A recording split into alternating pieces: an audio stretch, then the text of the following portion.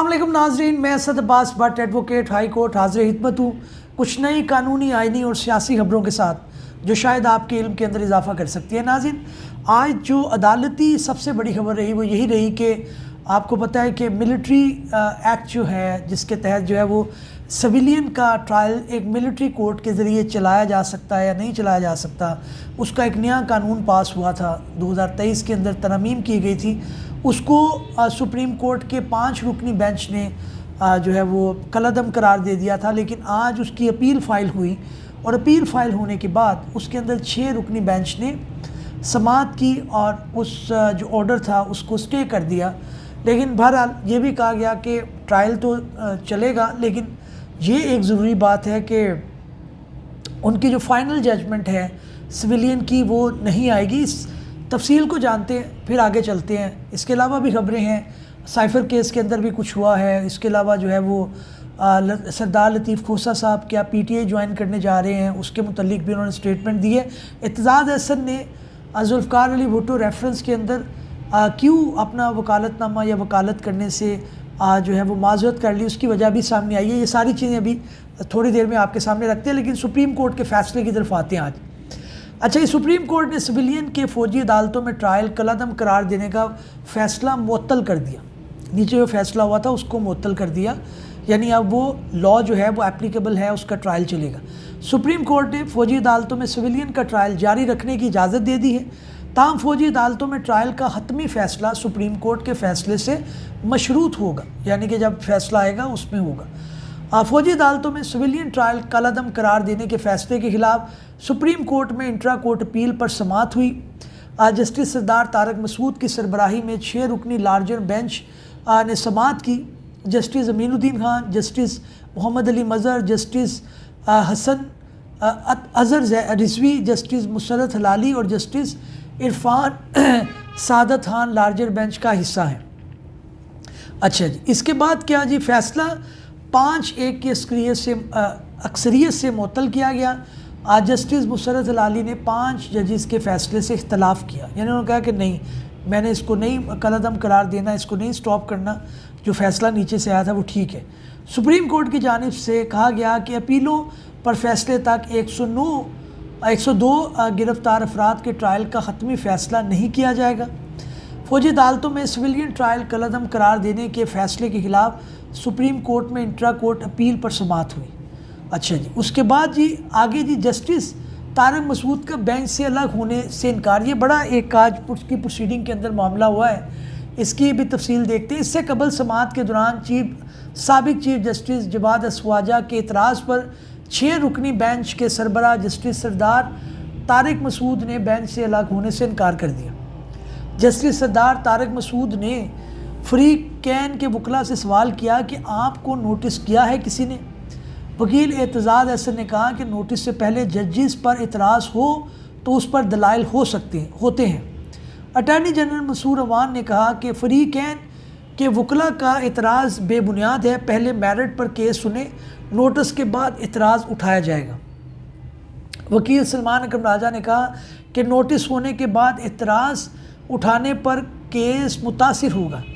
Justice सरदार तारिक ने वकला से सवाल किया कि किसने इतराज़ किया है। वकील सलमान अकरम राजा ने कहा कि इतराज़ जवाद ख्वाजा ने किया है। जस्टिस सरदार तारिक ने कहा कि जवाद ख्वाजा का अपना फ़ैसला है कि जज की मर्ज़ी है वो इतराज़ पर बेंच से अलग हो या ना हो, मैं नहीं होता बेंच से अलग क्या कर लेंगे। वकील लतीफ़ खोसा ने कहा कि आप बैठकर हमारे इतराज़ के बावजूद केस सुन रहे हैं।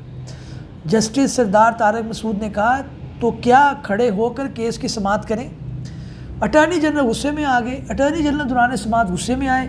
उन्होंने कहा कि जब नोटिस नहीं तो इतराज़ कैसे सुना जा सकता है। जिन्होंने इतराज़ किया वो खुद तो अदालत में नहीं है, बेहतर है पहले बेंच अपीलों पर समाअत करे। 23 फ़ौजियों की शहादत का तस्करा। सुप्रीम कोर्ट में केस की समाअत के दौरान गुज़श्ता रोज़ पेश आने वाले 23 फ़ौजियों के शहादत का वाक़ये का तस्करा भी हुआ। जस्टिस सरदार तारिक ने कहा कि कल जो 23 बच्चे शहीद हुए उन पर हमला करने वालों का ट्रायल कैसे होगा। उन्होंने कहा कि फ़ौजी जवानों को शहीद करने वालों का तो अब ट्रायल नहीं हो सकेगा। क्योंकि कानून कलादम हो चुका। जिन्होंने कल 23 नौजवान शहीद किए, इन सिविलियन का ट्रायल अब किस कानून के तहत होगा? जस्टिस सरदार तारिक ने मज़ीद कहा कि सेक्शन 2(1)D कलादम होने के बाद दहशतगर्दों का ट्रायल कहाँ होगा? वकील सलमान अकरम राजा ने कहा कि अदालत मौका दे तो इस मामले पर सेर हासिल दलाइल देंगे। 5 रुकनी बेंच ने ट्रायल कलादम करार दे दिया था। 5 रुकनी बेंच ने 23 अक्टूबर को सिविलियन के फ़ौजी अदालतों में ट्रायल को कलादम करार दिया था। इस फैसले के ख़िलाफ़ वफाकी हुकूमत, वजारत दफ़ा, वजारत दाखिला, बलूचिस्तान, खैबर पख्तूनख्वा और पंजाब की हुकूमतों ने अपील दायर कर रखी है। तो जनाब ये है तफसील। अब जो है वो जस्टिस सरदार तारिक जो है वो अलग नहीं हो रहे, उनके ऊपर इतराज़ है, लेकिन उन्होंने कहा जनाब मैं नहीं हो रहा, मेरी मर्ज़ी है। इसके ऊपर जवाद ख्वाजा साहब ने इतराज़ उठाया था, वो मामला भी उन्होंने ये भी कहा कि 23, और ये बात ठीक भी है। देखिए बात यह है कि 23 जो लोग हैं जो शहीद हुए हैं, उनके अंदर कोई सिविलियन भी हो सकता है जो मुलविस हो, उनका ट्रायल कहाँ होगा? वो उन्होंने कहा कि सेक्शन 2(1)D जो है उसके तहत कलादम हो चुका है, तो उसका ट्रायल नहीं हो सकता। बहरहाल इसके ऊपर एक कानूनी जंग लड़ेंगे दोनों साइड के ऊपर, फिर मामला देखते हैं किस करवा जाता है। अच्छा, इसके अलावा जनाब सुप्रीम कोर्ट से खबर है कि सुप्रीम कोर्ट का ताख़यात नाअहली के मुतल्लिक तमाम दरख्वास्तें एक साथ सुनने का फ़ैसला। इसके अंदर आपको पता है कि लोगों ने मुख्तलिफ जो है वो आर्टिकल 62(1)F से मुतल्लिक तमाम दरख्वास्तें एक साथ सुनने का फ़ैसला है। अदालत ने ताख़यात नाअहली में मुद्दत से मुतल्लिक मीर बादशाह केसरानी केस का तहरीरी हुक्मनामा जारी कर दिया। हुक्मनामे के मुताबिक नाअहली की मुद्दत के सवाल के तमाम केसेस जनवरी 2024 के आगाज़ में एक साथ मुकर्रर किए जाएंगे। केस ज़ेर इल्तवा होने की वजह से इलेक्शन में ताहीर के लिए इस्तेमाल नहीं किया जाए। उन्होंने कहा जनाब ये नहीं होना चाहिए ताहीर हो। कुछ लोगों ने बयान अल्फ़ी गलत जमा कराए थे। 2008 के अंदर BA की डिग्री का मसला था, वो कुछ लोगों ने जाली पेश की, उसके ऊपर वो नाअहल हो गए। अब कोर्ट ने ये भी कहा है कि जो इलेक्शन कमीशन एक्ट के अंदर जो आया है, तरमीम आई है, उसको किसी ने चैलेंज कर रखा है, नहीं चैलेंज कर रखा, ये सारी चीज़ें अब जो है वो कोर्ट के सामने होंगी। जनवरी के अंदर वो इसको निपटा देंगे ताकि 8 फरवरी को इलेक्शन हो जाए। और ये जो लोग इनकी पेंडिंग है, ये नहीं होगा कि इलेक्शन आप रुकवा लें, तो ये मामला आगे चलेगा। इमरान खान साहब के मुतल्लिक़ खबर है जनाब कि गैर शरई निकाह केस की काबिल समात होने का तहरीरी हुक्मनामा जारी हो गया है। इसके अंदर आपको पता है कि बुशरा बीबी के जो साबका खावंद है खावर मानिका, उन्होंने ये प्राइवेट कंप्लेंट फ़ाइल की, FIR नहीं है। इसके ऊपर सरसरी शहादतें हुई, ओन चौधरी की शहादत हुई, एक उनके मुलाजिम की शहादत हुई, तो उन्होंने अपने बयान कलमबंद करवाए। और आज अदालत जो है वो इस नतीजे पर पहुँची है कि जनाब इसको हम काबिल समात करार देते हैं, इसकी बाकायदा एक कार्रवाई होगी। इमरान खान क्योंकि जेल के अंदर है तो उनको लिंक के ज़रिए लिया जाएगा, वीडियो लिंक के ज़रिए, लेकिन अब ये ट्रायल जो है चलेगा, इसके अंदर भी उनकी सज़ा आने का खदशा है। दूसरी तरफ नाज़रीन, एतजाज़ अहसन साहब ने जो अपना वकालतनामा या वकालत करने से माज़रत की थी जुल्फ़कार अली भुट्टो केस के अंदर, मेरा खदशा ये था कि जनाब वो अपनी सेहत के बाइस नहीं कर पा रहे, लेकिन उन्होंने ये कहा है आज के जनाब वजह क्या है वो पढ़ लेते हैं। सुप्रीम कोर्ट के बाहर मीडिया से गुफ्तगू करते हुए एतजाज़ अहसन ने कहा कि भुट्टो केस से पहले मैं बिल्कुल तैयार था, लेकिन मुझे किसी ने राब्ता नहीं किया। एतजाज़ अहसन ने कहा कि गुज़श्ता रोज़ शहादत जुल्फ़कार अली भुट्टो की बरियत का केस था। उन्होंने कहा मुझे सदर आसिफ ज़रदारी ने भुट्टो की बरियत केस में वकील लगाया था। वाज़िया रहे कि गुज़श्ता रोज़ एतजाज़ अहसन ने सुप्रीम कोर्ट में जुल्फ़कार अली भुट्टो सदारती रेफरेंस में मुआवनत करने से माज़रत कर ली थी।